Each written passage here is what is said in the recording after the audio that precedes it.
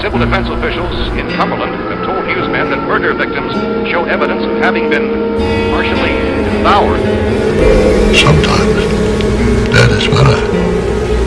Afraid of the dark? No, afraid of what's in the dark. He got me, Charlie. He bit me. Deputies report that in some instances, only parts of a corpse had been removed.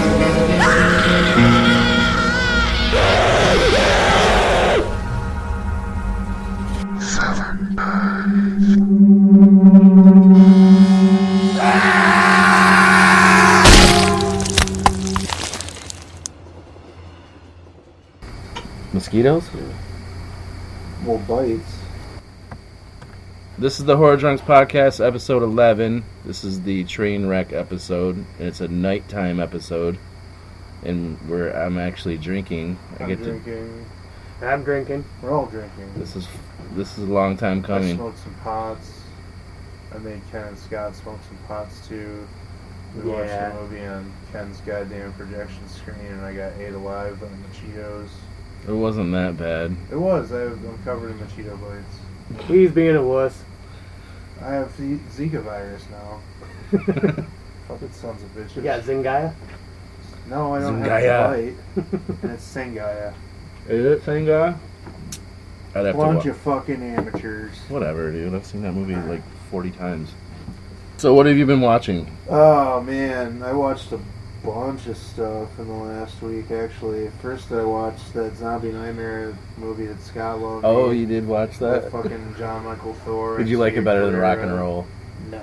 You didn't? I liked it better than that. It was actually... Well, I just don't like their band in Rock and Roll Nightmare. It's probably the worst of the rock and roll, like the heavy metal horror movies that I've seen from the 80s, honestly. Same director of Black Roses, right? Yeah, the funny thing was the John Michael Thor wearing the Inside Out Harpo's concert lounge. Yeah, you posted that on Facebook. Yeah, that was pretty cool. Then I watched Darkman 2. I hadn't seen that in a long time. Seen it. Forgot about the fact that that Arnold Vosloo guy or whatever from those fucking god-awful Brendan Fraser mummy movies played Peyton Westlake, Darkman in those movies, in the sequels. I tried to watch this terrible new movie called The Drownsman, or newer movie. That was just awful. I couldn't even finish it. I turned it off. Like a golf course guy? No, it was about like a guy that gets you in the water. Oh, that's a groundskeeper. That was another horror movie from... Never mind. I've been watching the 60s Batman TV series. That doesn't count for horror. Vincent Price. We don't care about that. Yeah, so what? Vincent Price is in that? I didn't know that. Yeah. I don't know. Shut up. I watched Wild at Heart. That's kind of, horrifically violent. It's one of my favorite David Lynch movies. Fuck you. And as we all know, Gene Wilder died. He was old. He was like 83. He had dementia. He had lymphoma. Alzheimer's, wasn't it? Yeah, that's dementia. Did you say Alzheimer's? And it's Alzheimer's. It's Alzheimer's. I don't know. I don't know how I said it. I don't know how to say words. So, yeah, I watched Young Frankenstein and Haunted Honeymoon. Oh, I love Haunted Honeymoon. And Funny and Love. But, I guess that's not horror, so, but whatever. Yeah, I watched Young Frankenstein and See No Evil, Hear No Evil. Fantastic. It's my second favorite one of his collaborations with Richard Pryor after Stir Crazy. Yeah. It's my first favorite. I love Stir Crazy as well, but See No Evil, Hear No Evil is the first one I watched, so I kind of fell in love. What you been watching, Scott? Oh, Gene Wilder's dead. Wrap that one up. Yeah, rest in peace, Gene Wilder. But, I actually went to the theater twice this week, which is extremely rare for me. I ended up seeing Don't Breathe, which, that, if you haven't heard, that's been like one of the more popular horror films. Did they breathe, though? A couple people did. The main chick. She fucked it up and breathed, didn't she? Yeah, no. She died because she breathed. No. I don't know. You said it was good, but my friend Kristen said it was shit. So I don't know who to believe. I really liked it just because it was I went into it not if not Kristen's hot, I'm gonna take her side. Well, fine, fuck you, Ken. Pretty hot. But no, I went into it Nice. not knowing much besides the premise. But everyone kept saying the scariest horror movie this summer. I will say right now, it's barely horror. It's a home invasion gone wrong, and it's not scary, but it does have a lot of tension. It's well shot. Acting is really good, and yeah, and it was filmed in Detroit, and had a lot of like, I like the fact that they're doing a lot more films in Detroit, especially with like scenarios like that. It fit perfectly because the person they go to. Because you don't want to breathe in Detroit. It smells like piss. Exactly. So yeah. But like they try to go into the house and they realize that this guy's blind, and well, he's not as defenseless as they think. I just saw a movie not too long ago that had sort of a kind of a similar premise. Well, I don't know. Sort of I think I know what you're gonna say. Yeah, that Lone Wolf. No, that's not the one. I Late was thinking. Phases, Night of the Lone Wolf. Yeah, No, Late but yeah, I Phases did. had, I just watched that like a blind month guy. ago. Yeah. That was alright. I like the werewolves in that movie. Some of them, I guess. I'm glad that, people are still filming in Detroit, even though Dick Snyder fucked up that, tax credit for filmmakers. I don't know anything about Yeah, that. I was like, there were a lot of places. Jennifer Granholm signed some bill that was an incentive for filmmaking in Detroit that was like a big tax credit to filmmaking, and they were going to do the Avengers movie in Detroit, but then he fucking repealed it, and everybody pulled out, and so, dumb. Yeah. But yeah, that... Horror drunks getting political. When it comes to movies being made in our hometown, why the fuck not? But you saw 31. Yeah, I was saying, this last Thursday got to see the one-time showing of 31 in So theaters. it's not coming to theaters in Halloween?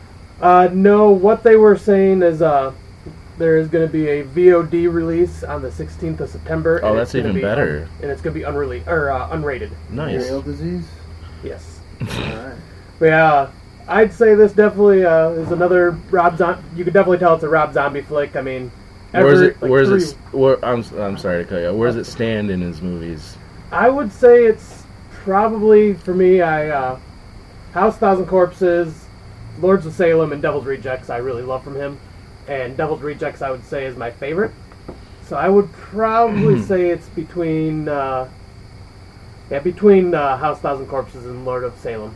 So number 2 for you, huh? Yeah, number 3. Number 3, okay. And Randy's shown disdain for Rob Zombie on this podcast before. So you're not looking forward to seeing it? I like all of his original work.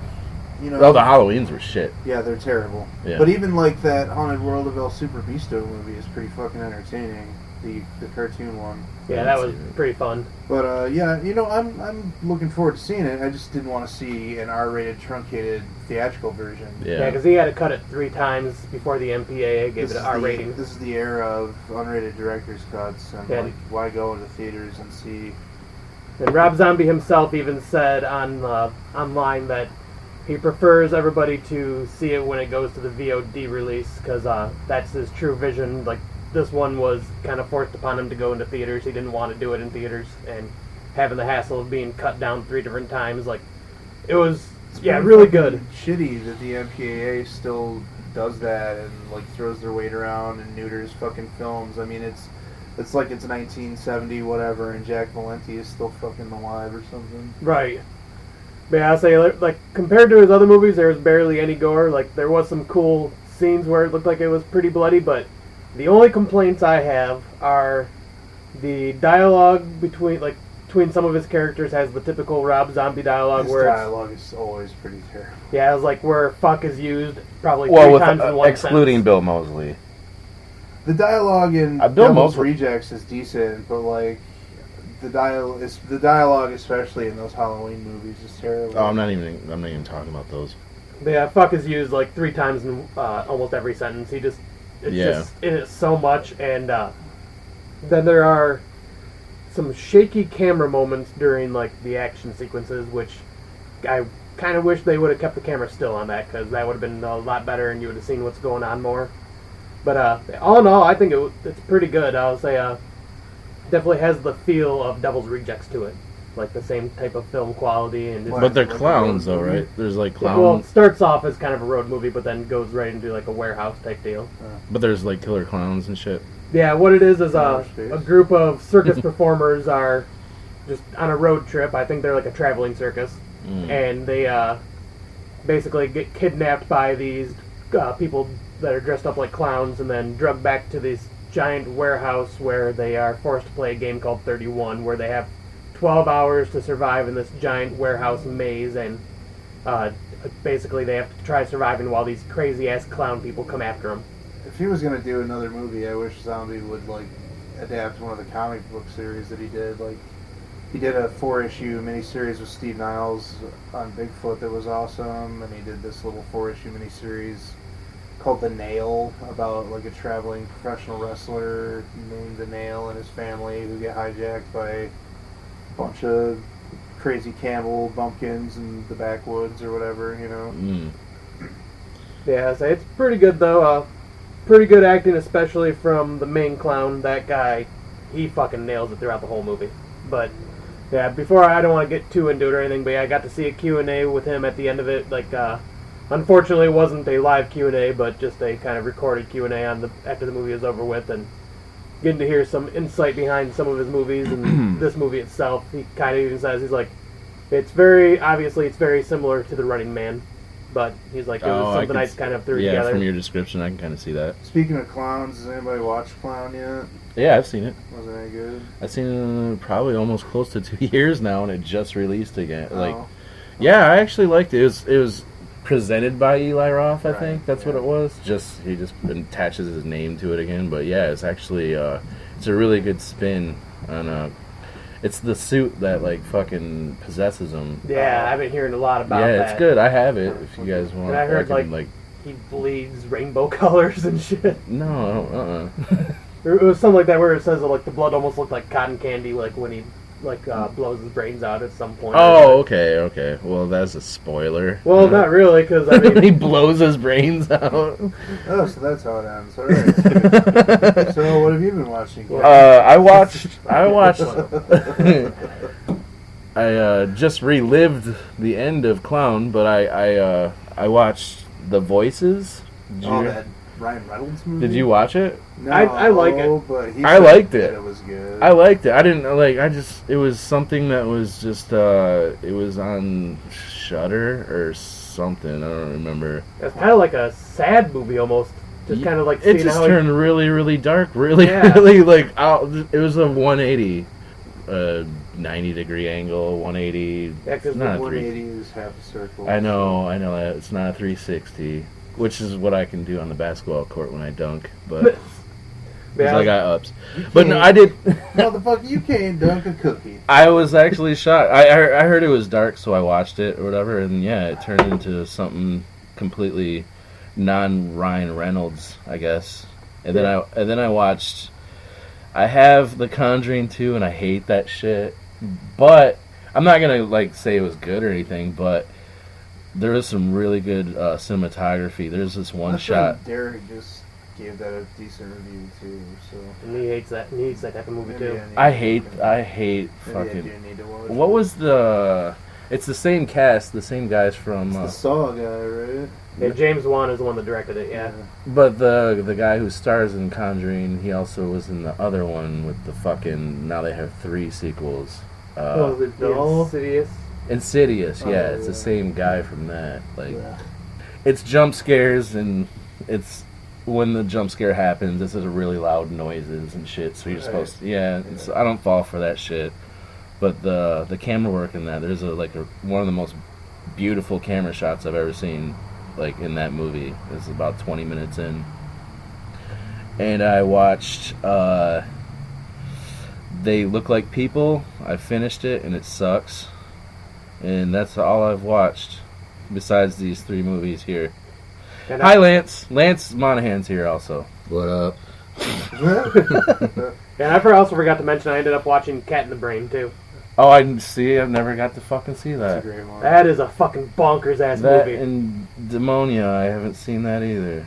I just never had the opportunity to see those, and I'm a big Fulci fan. Yeah, I got that Blu-ray Grindhouse Demonia's releasing awesome. of it, and I had to finally sit down and watch it, and yeah, that was a bonkers-ass movie, but it was fun. I liked it a lot. It'll probably be something we'll have to review down the road. That's really weird. It's, I don't know, pretty personal and introspective. Plug time!